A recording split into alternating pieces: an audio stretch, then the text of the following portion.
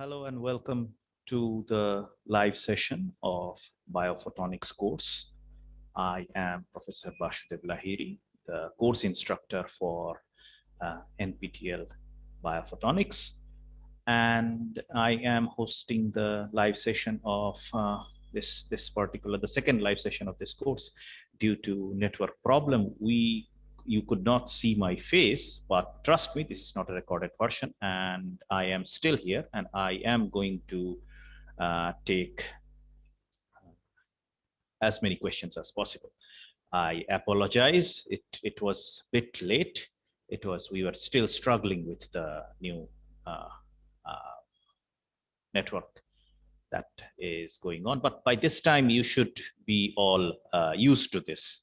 The pandemic has taught us, if pandemic has taught us one thing, and that is how to deal with problems online. So, Aryan Dhankekar Trallis, Namaskaram, sir.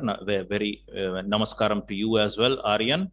I hope you are enjoying this course. It's something that is broadening my horizon for sure. And please go ahead with some of your questions. Yes, Aryan is asking me, was not able to continue, but will continue. Question, how to use therapeutic use in photon and light energy. So Aryan, you have to go through the course. There are specific chapters, specific modules dedicated on the use of photon and light energy for therapeutics. So the two major goals of biophotonics is disease diagnostics, i.e. seeing, imaging, and secondly, therapeutic, i.e. cure. So I have covered several modules specific to the therapeutic utilization of photon and light energy, starting from cancer cure, photodynamic therapy, photothermal therapy, to laser eye surgery, to skin cure, some amount of laser-based angioplasty. Angioplasty is where a vein or an artery which has clogged, it can be opened up. And several such topics have already been discussed, Aryan. So they are available in YouTube. I ask you to go through it. It's 2 to 3 chapters are dedicated for the therapeutic use of photon and light energy.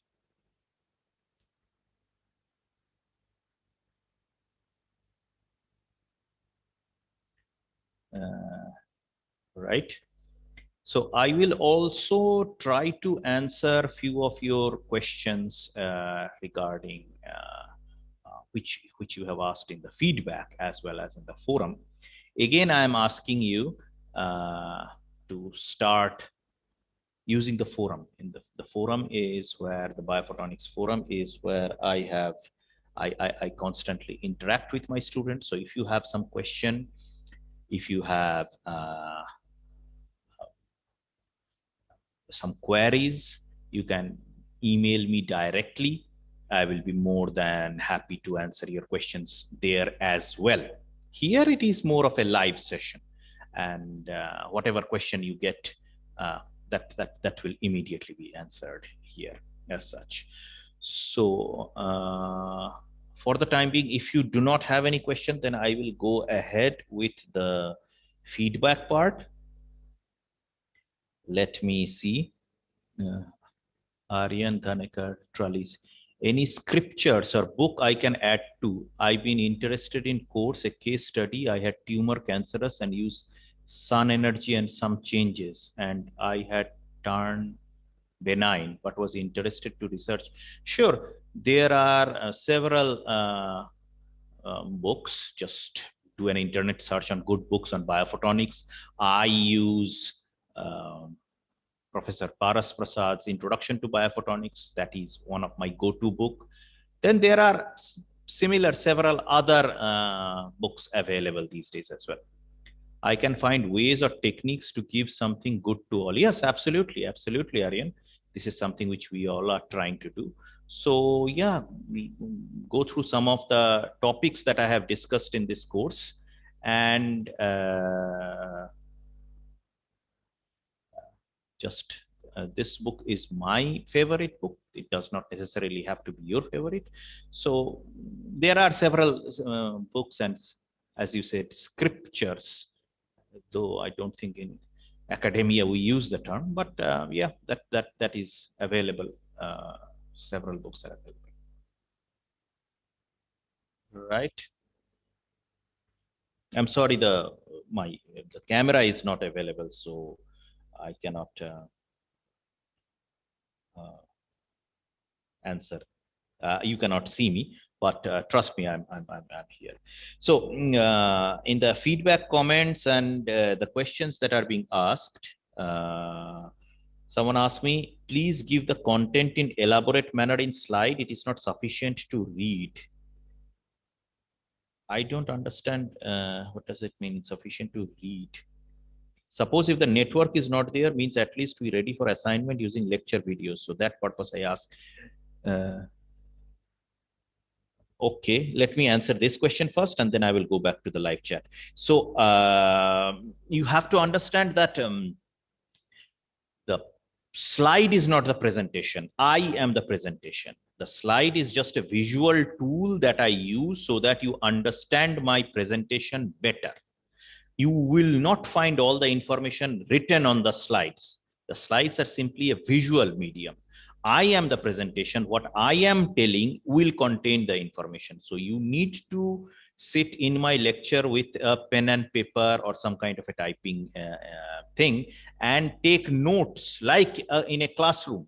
And that will give you the information. Do not expect my slides to contain every single word that I am saying. For that, you have to listen to my lecture, pause it, rewind it, fast forward it, and take notes. You won't be finding anything other than the bare minimum, the visual representation of my talk. Aryan says, your course been so interesting and gratitude to give us valuable work of yours. Thank you very much, I guess, but gratitude to give us valuable work of yours. I have not given any work to you per se. Well, if you consider the assignments as work. So anyway, thank you. M Physics thinks the camera is off. No, M Physics, there is no camera.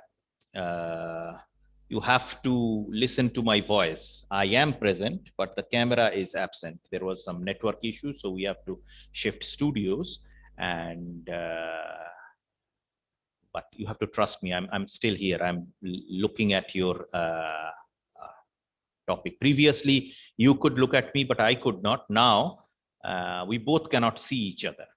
So now you know how it feels from my side to interact with you without knowing whom am I interacting with. So yeah, unfortunate as it is, there is no camera available. But anyways, please go ahead with your query.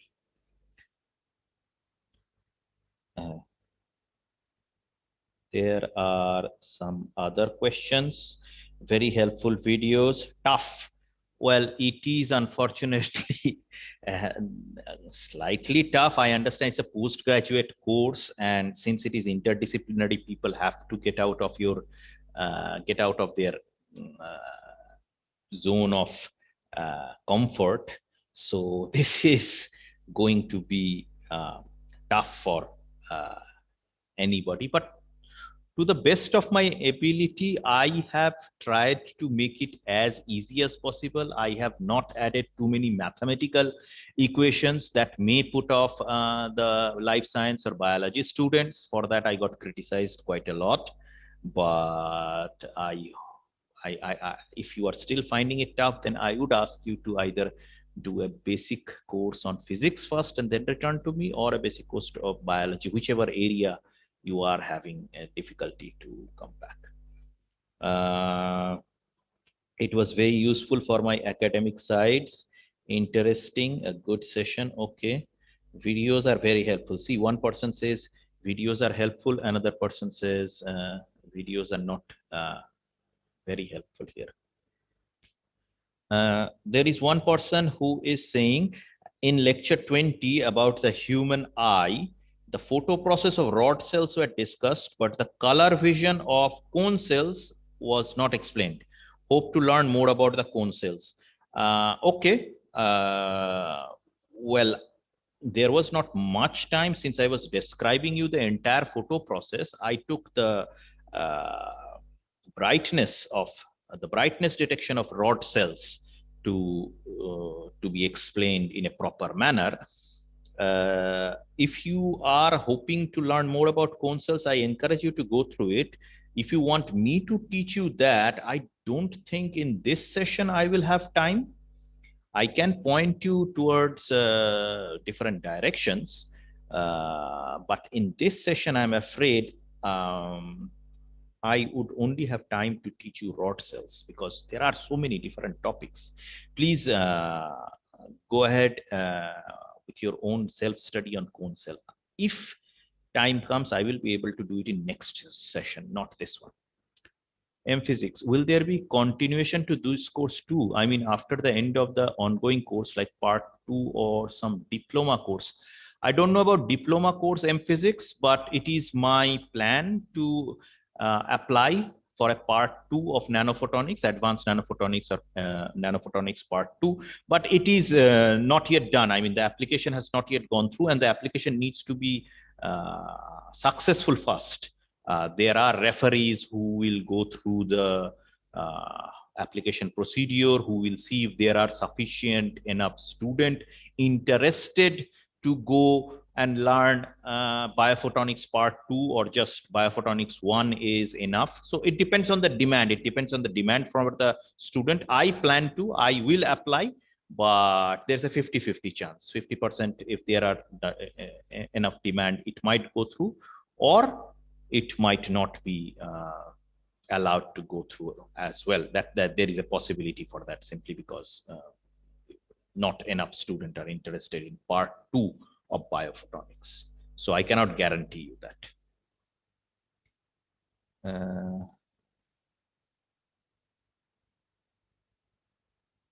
Yes, you have to, thank you, Physics. You have to look into the portal to get updated. So you have to, I'll be there and I will keep you updated.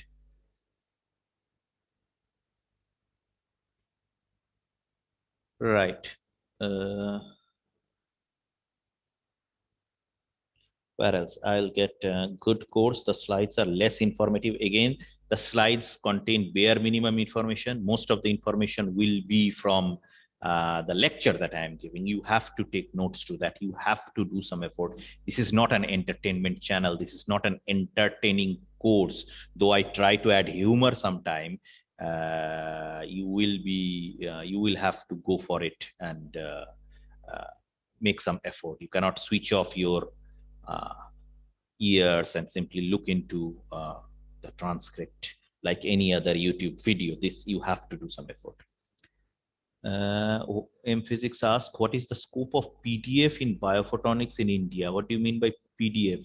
I'm assuming postdoctoral fellow, but we use PDF files to convert. Anyway, if you want to do postdoctoral fellowship in biophotonics, it's the same scope as in PhD in biophotonics. There are several groups in India as well as abroad involved in biophotonics research. As I said previously, IIT Kharagpur is one. Then there are IIT Roorkee. There will be probably IIT Gandhinagar, IIT Guwahati. They do things similar to biophotonics, if not exactly biophotonics. Then I think IISER Kolkata, IISER Bhubaneswar, or those places, they have good biophotonics laboratories. So you have to apply. There are several other abroad as well. So biophotonics is an upcoming and burgeoning course, as I keep on telling. So in India, newer and newer groups are coming up who works on biophotonics. I think IIT Madras and even Indian Institute of Science has some things similar to biophotonics as well. So these are the places you can try. So I'm reading some of the feedback here as well. Videos are very helpful and understandable. Thank you.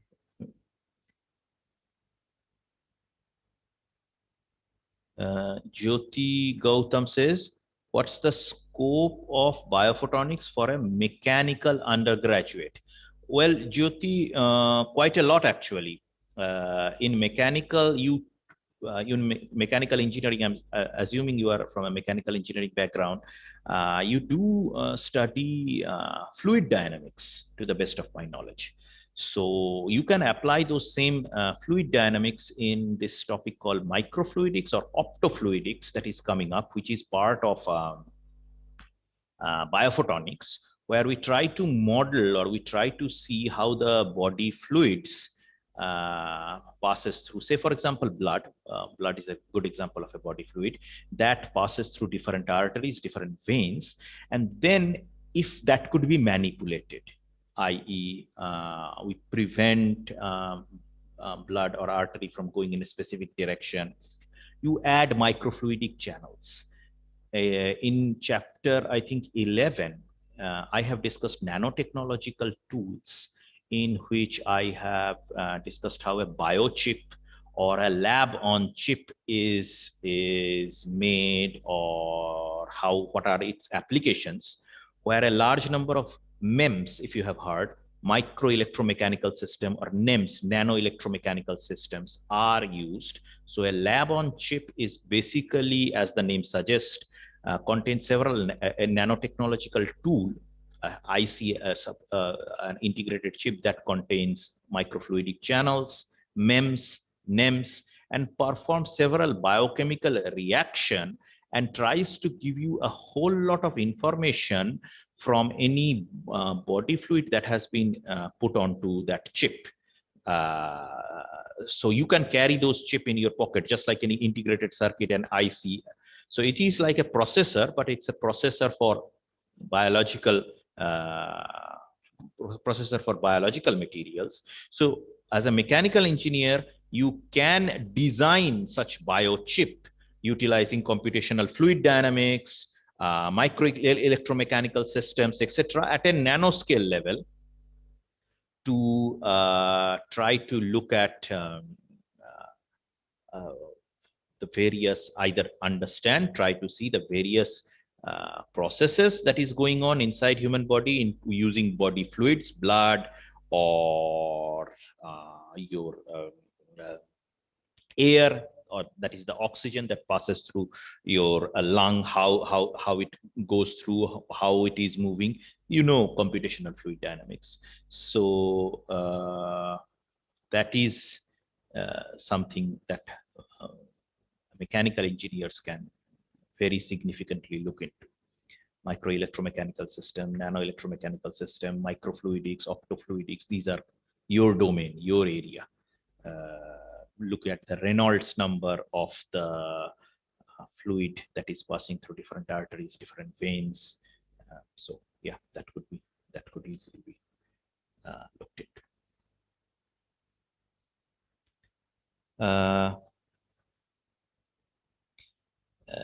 There are a few other questions. Mostly the feedbacks are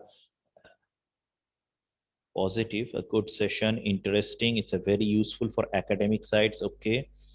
You have an excellent way of teaching. Thank you very much. Very helpful. Last minute, I'm not able to answer and submit the assignment. That's all right. We will probably take the best 8 out of the 12 or best 10 out of the 12. So if 1 or 2 assignments of yours have not gone good, it's all right. It doesn't matter that much. Informative session, a detailed description. was available. A lot of questions in the assignments were asked from things which weren't even discussed deeply in the course. Well, I'm sorry if you have found out that some of the assignment questions were tough, but I don't think I give assignment questions which are completely out of syllabus or completely out of the book. It might be slightly twisted, or it's not exactly same to same. Like whatever you have studied, I have asked exactly the question on that. I want you to think about the topic which I have discussed as well. Just not passively listen, but think about it.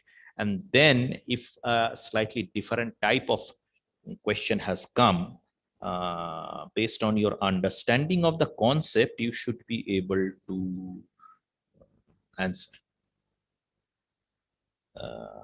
Informative session needs real dedication and patience, as it is a very standard course. Standard course, I think you mean tough course. Well, it is, unfortunately, it's a tough course. I have tried my best to make it as interesting as possible, but you have to make some effort. The example used by the professor to explain certain theories are amazing. I'm starting to like this course more and more every week. Thank you. Well, thank you very much. You are most welcome. Some of the questions on the assignment are worded in an ambiguous way. I think I know this person. I have contacted you in the forum as well. Well, that's debatable whether it is ambiguous way or not. I would like to say that they are not direct. They are not direct questions. I have asked several indirect questions as well to increase your understanding, a bit. So hopefully that is going to help. Nice, no, excellent, nothing. Good session, informative session. So these are most of the questions that I am getting. If you have some other questions, please go ahead. The videos are very helpful and understandable. Most people don't have any question. They have simply written their feedback, which is welcome, absolutely welcome. So that's perfectly all right for you to do. Eager to learn, very nice. Professor has very good way of conveying certain concept in the course. Thank you. So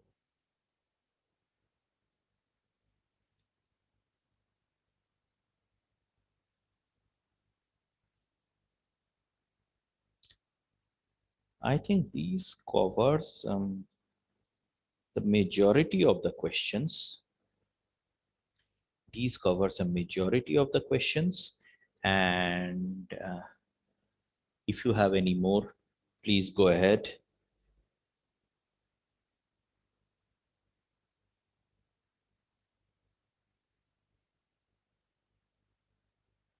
Please go ahead. I will be listening, and as I keep on saying, please utilize the forum.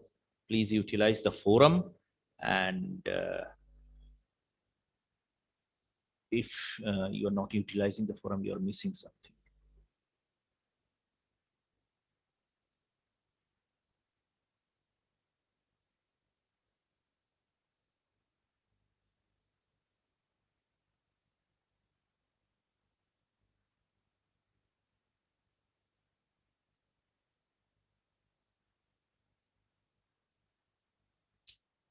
M Physics asks, can you suggest any research topic which can be in budget? As I believe that biophotonic research are expensive. Not necessarily. I discussed about laser tweezer in, I think, session 10. So laser, I even gave you a breakdown of the budget for laser tweezers. So that can come within 5 to 8 lakh rupees. You can manage a rudimentary structure, especially if you already have some kind of a laser system or a microscope. So you can look into that. You need to at least have a microscope. See, in biophotonics, at least you need to be able to see the cell. So if you have a petri dish in which you are doing cell culture, you can easily try to feed different amount of light to it. Try a UV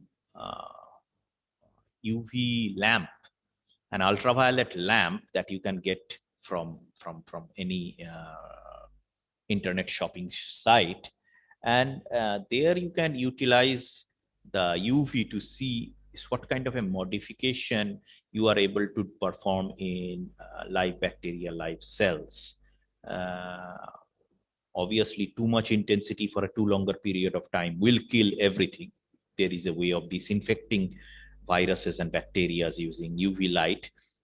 But if you can tune the light, or if you can at least put the light on top of your petri dish for few seconds and then take it away and then observe what it is going on, and then try to see if all bacteria can react, or whatever. I don't think you will be able to see a virus in a bad microscope, but run-of-the-mill microscope should allow you to see normal bacteria.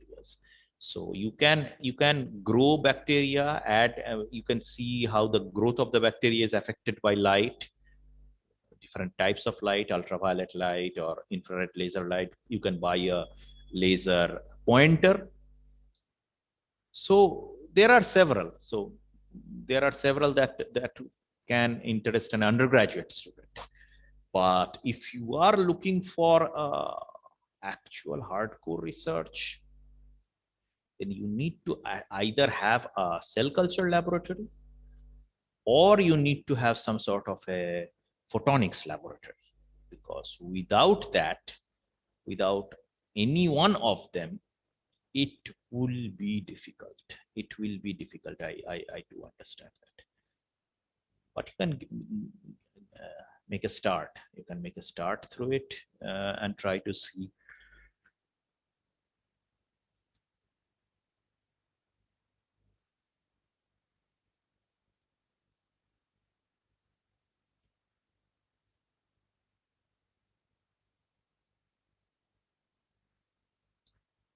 Right. I am here trying to answer some of your questions. Please go ahead if you have any. If you come up with a question later, you can email me via the forum. If you do not have any question, you can go to the forum and look at the questions that other people have asked and what sort of answers they have received. So yeah, that is something that I strongly suggest.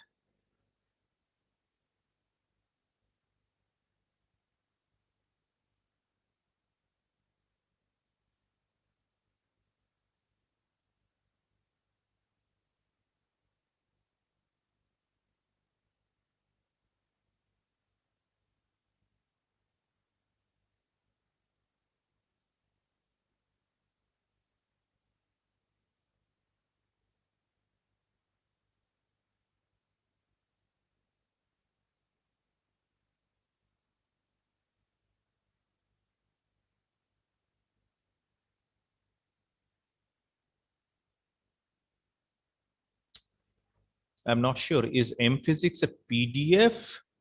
I mean, a PhD student looking for a PDF, or M-Physics is trying to go for an undergraduate or PhD per se?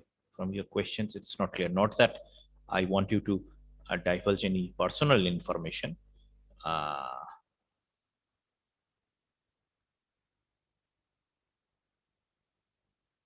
Any idea how long will it take to declare the results after 24th April? Well, to the best of my knowledge, all the results are declared within 1 to 2 weeks' time, to the best of my knowledge. So I don't think you will have to wait a long period to know about the results in physics. after 24th April, I think you could expect it in first week of May. Great, you have completed PhD, you are a doctor, so good luck with your PDF search. There are several topics, there are several groups, as I said, in physics, where you can search both in India as well as abroad. And we need our tribe to grow. We need people of different background to come together and go for research in this wonderful new topic, biophotonics.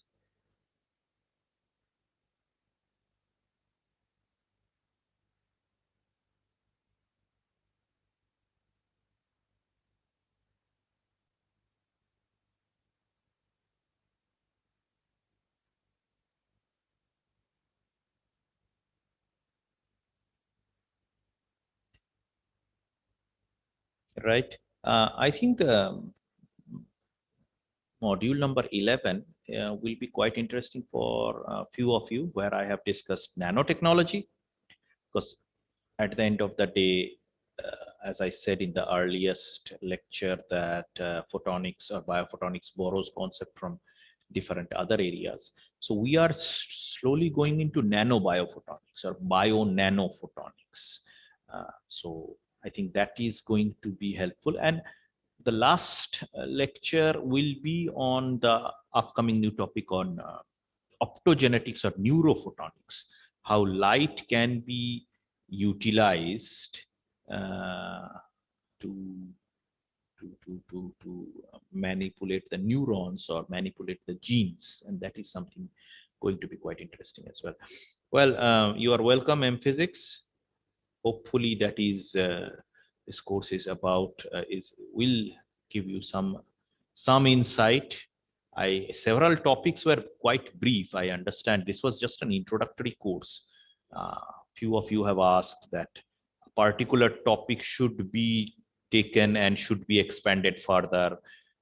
And the fact of matter remains that I do agree, like some of the topics that I have discussed, I felt is quite brief. Say, for example, optical biosensing. Optical biosensing is something that I specialized in. So optical biosensing could be taken for a very long period of time. So entire new course could happen on optical biosensors. And I think there are several other courses. There is a course on optical sensors coming up in the next session. So you can look into those. So several of the topics that I have discussed have had been expanded into a full either 8-hour course or 12-hour 8-week course or 12-week course. So you have to look into the NPTEL portal for a long period of time.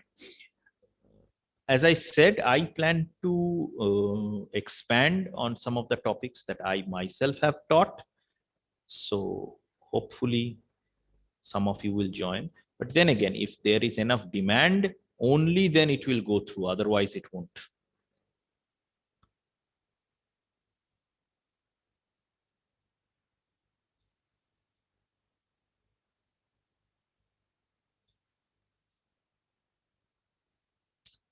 Right, gentlemen, I am here taking your questions. If you have any questions, please go ahead. I will try to answer them to the best of my capacity. Usually we do not get to meet our students, but this is a wonderful opportunity. Unfortunately, the camera is off, so it is not helping. I understand fully, but what could be done? Go ahead and ask any questions that you have.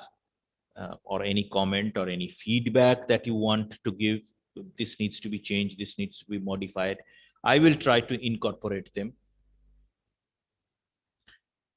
Yes, thank you, M-Physics. It's it depends on enough demand, actually.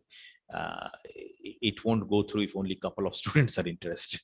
It has to be an actual class, because these are elective subjects. Remember, these are not core courses. Biophotonics is an elective subject, and it straddles both biology and physics people. And sometimes, well, because of our comfort zone, not many people are interested in interdisciplinary work. So it depends. It depends on whether there will be a second part 2 or not. We will try, but as I keep on saying, I keep on repeating, we cannot guarantee that.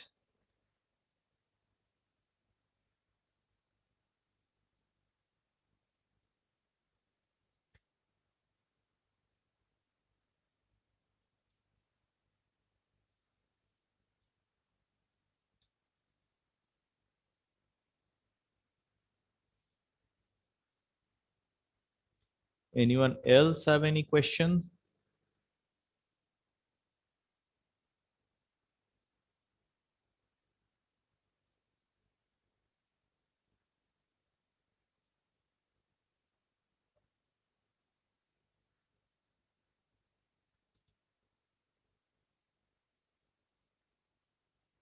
Please go ahead, guys. I'm available here so that I could answer some of your questions. I think I have tried to answer the questions that are available in the forum, as well as tried to answer your feedback form. Pankaj Keshari asked, like EEG, can we develop photonics-based EEG? So you have to explain it a bit more. What exactly you want the photons to do? If you are going through this course, then I believe you have some idea of what photons can do or what biophotonics is about and what it is not. So Pankaj, write a bit about what you have in mind. From this, I cannot make or give a yes and no judgment. There is, I mean, anything is possible, but what exactly you want to see from the heart, EEG or ECGs, I hope you know what they do. So what exactly do you want to see? The same thing uh, using photonics? I mean, what's in your mind? Just explain it to me. You have to elaborate your question for me to answer.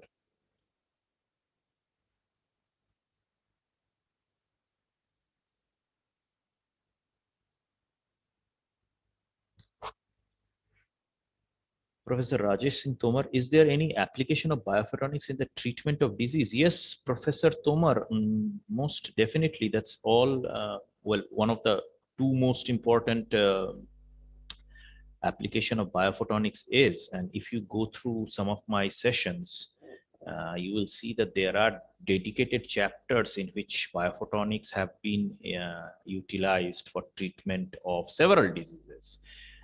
Cancer, biophotonics have been used for treating eye surgery. Biophotonics have been used for treating infertility. Biophotonics has been used for doing laser-based angioplasty. So there are chapters in this particular course which I'm hosting.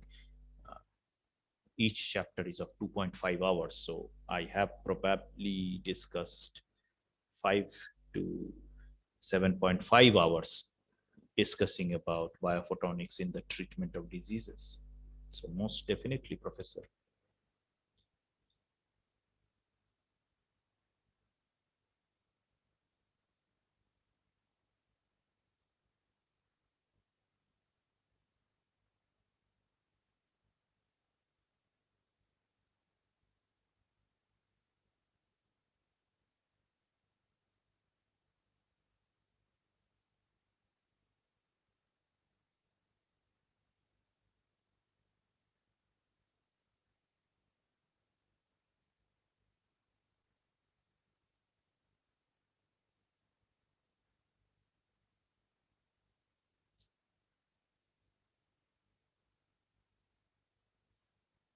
Right.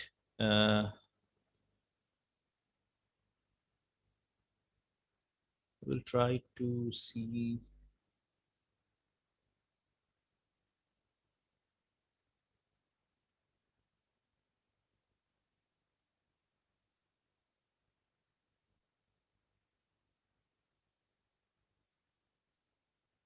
Is there any application of biophotonics in the treatment of genetic disorders? Yes, optogenetics is the last chapter that I have discussed, how light can be used to manipulate the base pairs, the genes. So optogenetics is a fantastic new topic that forms part of biophotonics. Neurophotonics is also something which part of biophotonics, which basically deals with neural, uh, the neurons, manipulation of the neurons, that growth or suppression of the neurons.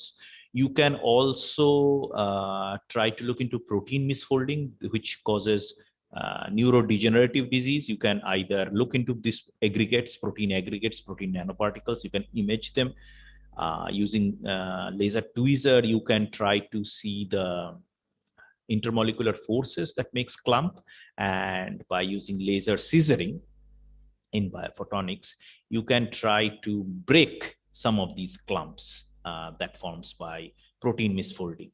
So there are several topics on biophotonics that is specifically dedicated to genetic disorder, as well as other such topics. So I strongly advise you to go through some of the session. These questions, whether genetic disorder or any other diseases, as you have asked Professor Tomar,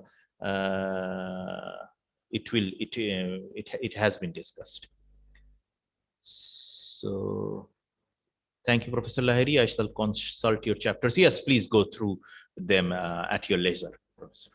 Pankaj Kesari, can we detect brain signal using light like EEG?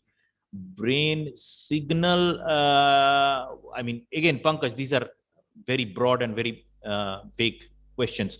What do you mean by brain signal? What exactly, what kind of signals? For example, MRI, magnetic resonance imaging, that actually looks into brain signal, right? You do MRI, or even when you do a CT scan, what specific signal you want to look into.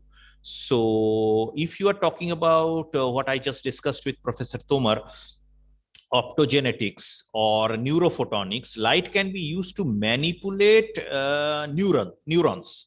Light can be, and I have dedicated a chapter. The last chapter is neurophotonics, where I will tell you how it can be done.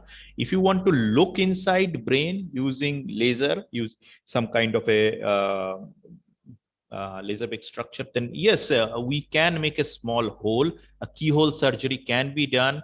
We can put optical fiber, and some sort of a image could be taken. But the brain is such a complicated system. It's one of the most complex system, or it is the most complex system that we have seen in this entire universe, So this is a very upcoming topic to detect, to use your phrase, brain signal, though I do not know which particular signal you are looking for, but to detect the functions of the brain, to try to see if you can manipulate them, to try to see if you can change the genetic pattern using light, is an extremely new topic. In 2010, Science magazine, the ultra famous magazine, all of us scientists wants to publish at least one paper in their lifetime in science.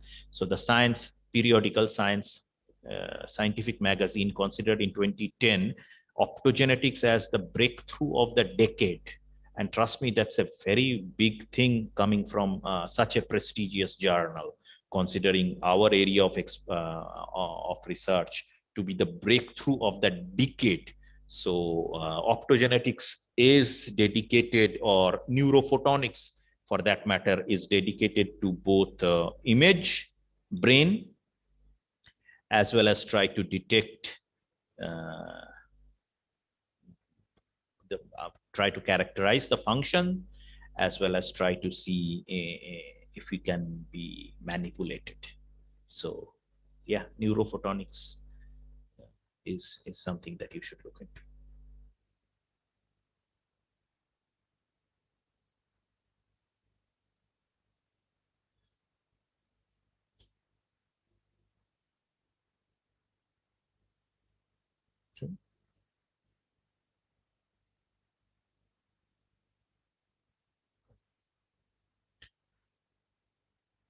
Right. So I think most of your questions are being answered. Yeah, thank you, Prashant. Pankaj, I think most of your questions are being answered. Please feel free to drop me an email through the forum, and I will be more than happy to answer. If you come up with any additional questions, uh, I would be more than happy to answer you. And physics in about course section under industry support, names of many companies are mentioned. What is that for? Well, that is just like that, the industries which help or which work in the area of biophotonics. So it's an industry academia collaboration. If you are looking for, these are the industries which I gave name to, and I think I discussed about these industries in the introduction chapters as well. uh, Several of the vaccine makers, the popular vaccine makers these days, are working on biophotonics to understand the effect of viruses on the cell. So that is to let you know that what kind of industries are working in the area of biophotonics.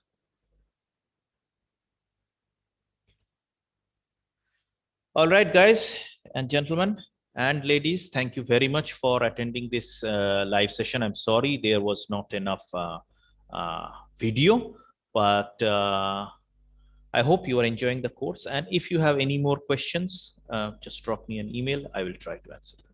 Thank you. Thank you very much.